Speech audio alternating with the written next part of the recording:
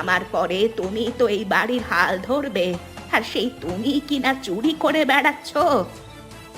আমি এসব করিনি মা। নিশ্চয়ই আমার বিরুদ্ধে ষড়যন্ত্র করা হয়েছে। এই এই ছোট বউ ঠাকুরপোকে দিয়ে আমার ঘরে মাছ পাঠিয়েছে। চুপ করো তুমি। এই কাজ যে তুমিই করেছো সেটা আমি আগেই টের পেয়েছি। তুমি ছাড়া এই কাজ আর কেউ করতে পারে না। বিশ্বাস করুন মা। বিশ্বাসের ক্যাঁথা মুড়ি। এই মাছের ওপরে তোমার লোভ সবচেয়ে বেশি ছিল। আমরা তোমাকে কেউ ক্ষমা করব না। আমাকে এবারের মতো ক্ষমা করে দিন মা। সবকিছু যখন ধরা পড়েই গেছে, আর লুকিয়ে কি হবে?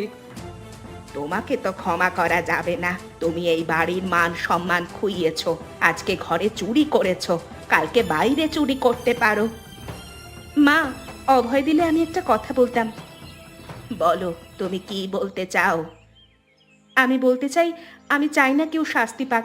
বড় বৌদি নিজের ভুল নিজে বুঝতে পেরেছে, তাই বড় বৌদিকে ক্ষমা করেই দেওয়া হোক।